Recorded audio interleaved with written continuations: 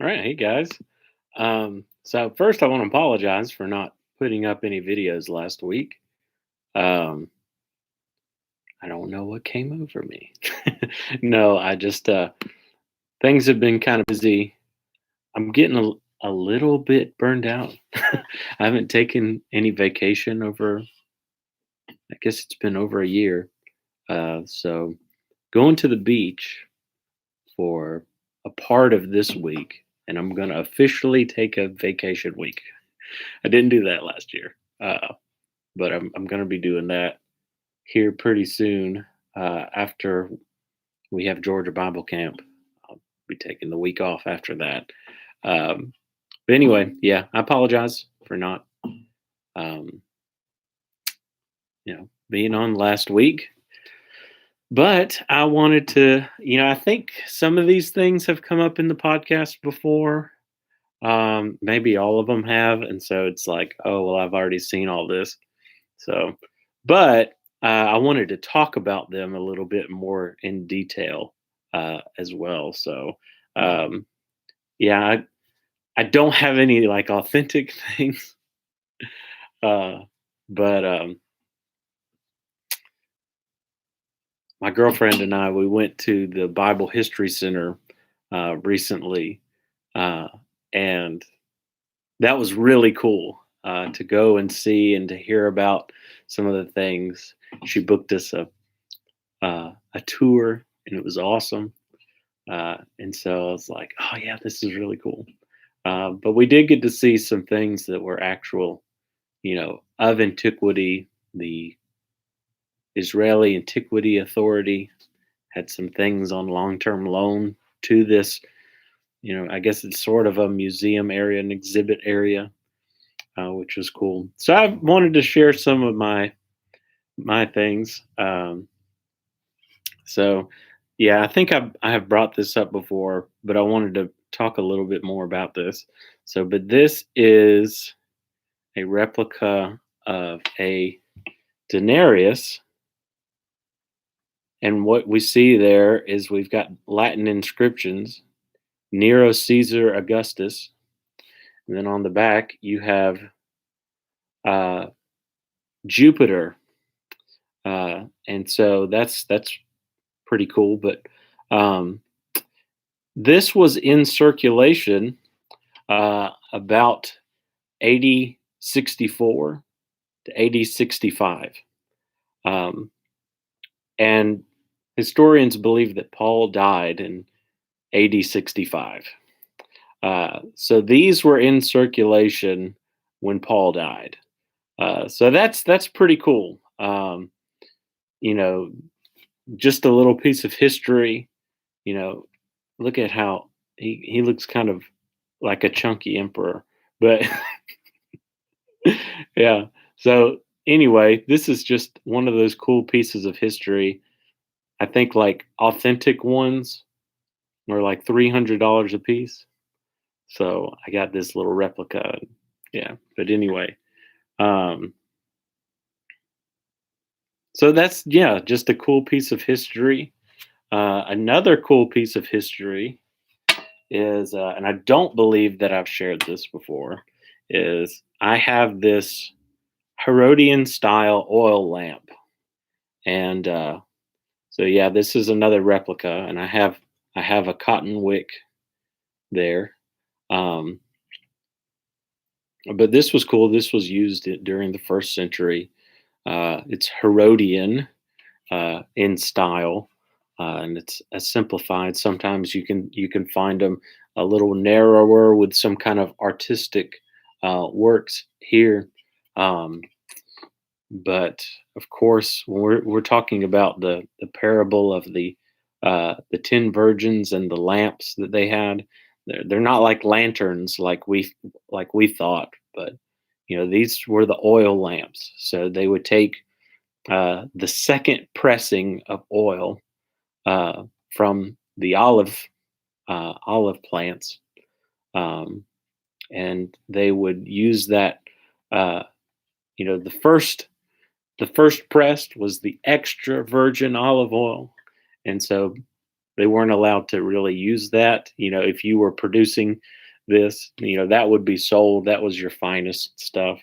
And so the second pressing was for more personal use, like in the home. If you were pressing your own olives, um, you would use that for cooking and for oil lamps. And so that would be, uh, something. We turn on a light switch, and this is what they had. And in some places, like in the home, they would cut out in the stone of the home little areas where they could put it in the wall, and just come up and light that, and it would sit in the wall. And so you've got your wall light. And so, yeah, this is Herodian style.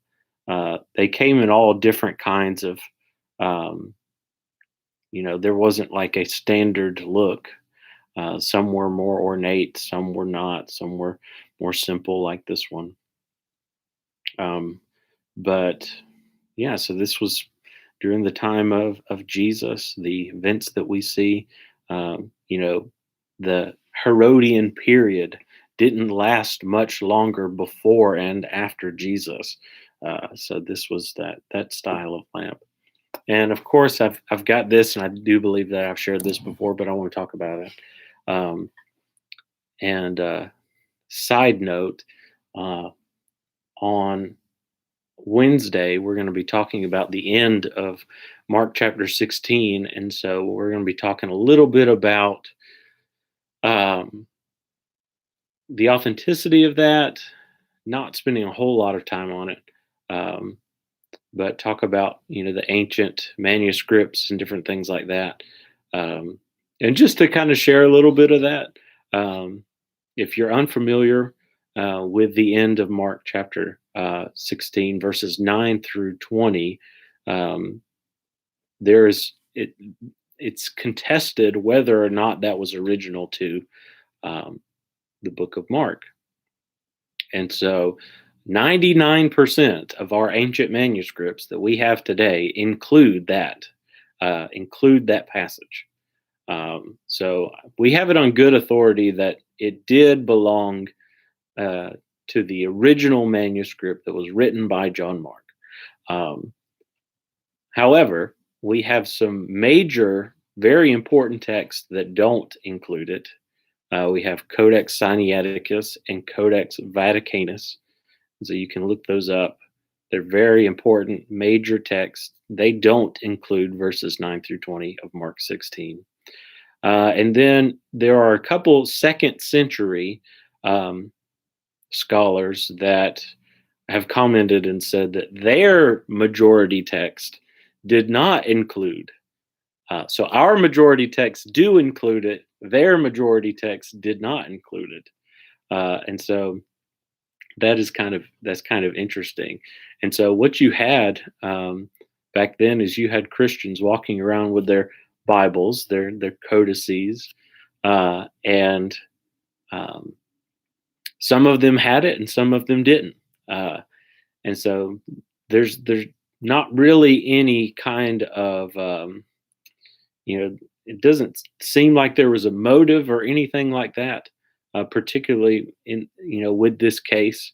It's called a variant for a reason.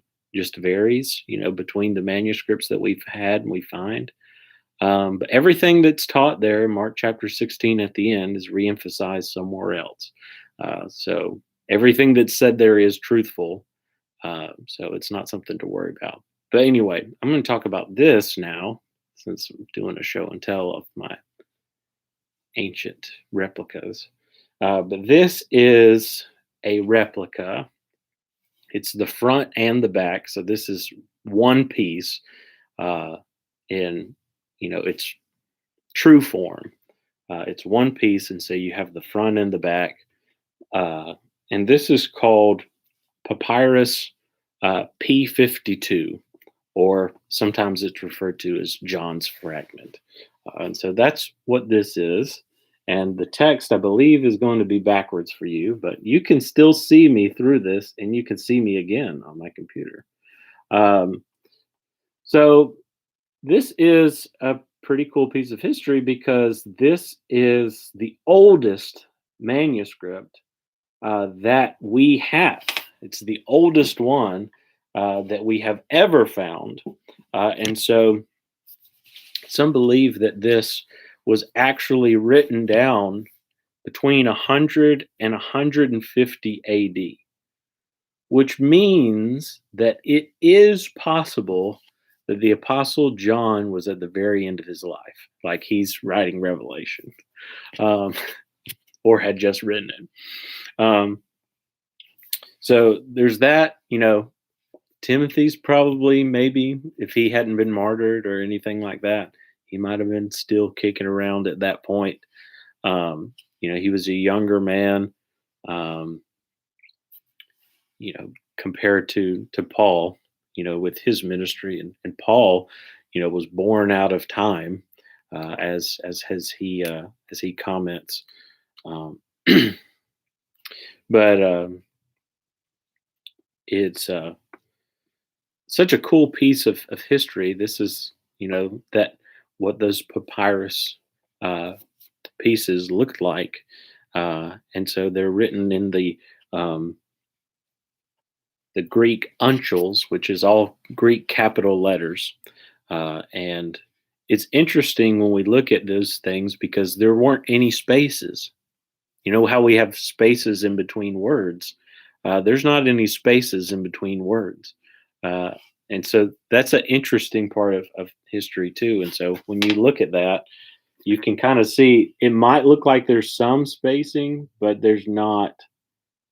That's not what they did. They didn't put spaces between their words, and so what we have here is um, a translation of this, which is pretty cool.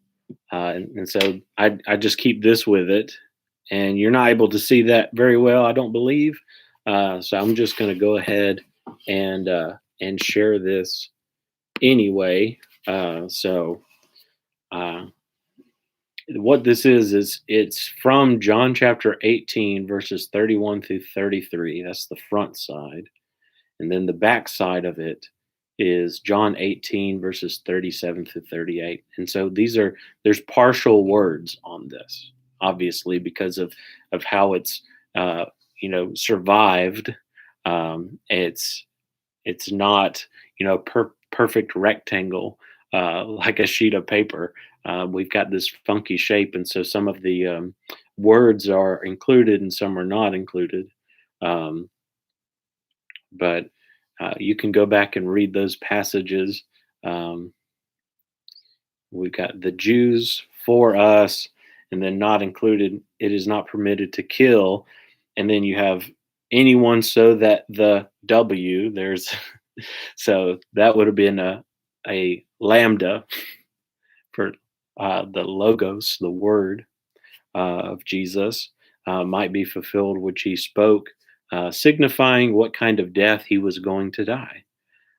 Entered, therefore, again into Praetorium Pilate, and summoned Jesus and said to him, "Thou art King of the Jews." Um, so it's interesting that the oldest manuscript that we have ever found, um, and the verso side, the back, actually includes what was the discussion between um, Jesus and Pilate, where he talks about what is truth. And so that's interesting that the oldest piece of the New Testament that we have is talking about Jesus' crucifixion. The Jews, um, they point out that they're not permitted to put anyone to death, to crucify them, crucify as they were wanting to do with him. And so Pilate asked them, "Are you the king of the Jews?" Um, and Jesus continues on, "Everyone who is of the truth hears my voice." And uh, he said he said that to him, and then Pilate says, "What is truth?" Um, and so. That's interesting that that's the oldest piece of the Bible that we have. But anyway, these are just, I don't, I've been looking around my office and I'm like, I don't think I've got anything else. I've got some other cool little things that I have. But as far as uh, ancient replicas, this is what I have. And so I just wanted to kind of share this with you today. Um, I think it's a fun thing to do to look at these things and think about the history and I certainly enjoy trying my best to get into that first century mind whenever I'm trying to read the scriptures. See things the way that they saw them, and so it's very cool to look on some of these ancient things and um, to develop that first century glasses that one of my professors, Kevin Moore, talked about all the time. Put on those first century glasses. But anyway, I hope that you've enjoyed this. This is a little bit different. I appreciate Logan has kind of he plans his out and he, he's got like themes and everything going forward, and so I appreciate him for doing that. Uh, I feel like that's probably a little more interesting than what I do.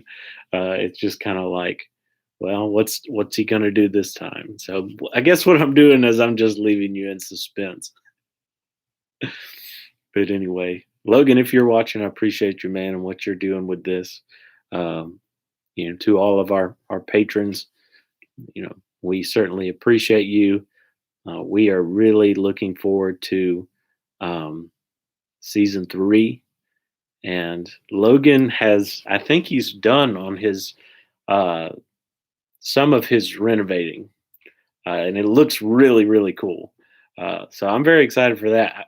I feel like maybe I need to do something, update mine. So if you have any ideas, just shoot me something. And it's like, hey, this would be cool. Um, but anyway, have a good day. Um, Continue that walk with Jesus um, by growing and studying, being involved in prayer, being proactive in faith. We must be proactive. Christian faith is a living faith, it's not passive. So let's continue to do the work of the kingdom and to strive to be more like Jesus as we grow. So thank you so much for watching. Have a great rest of your week.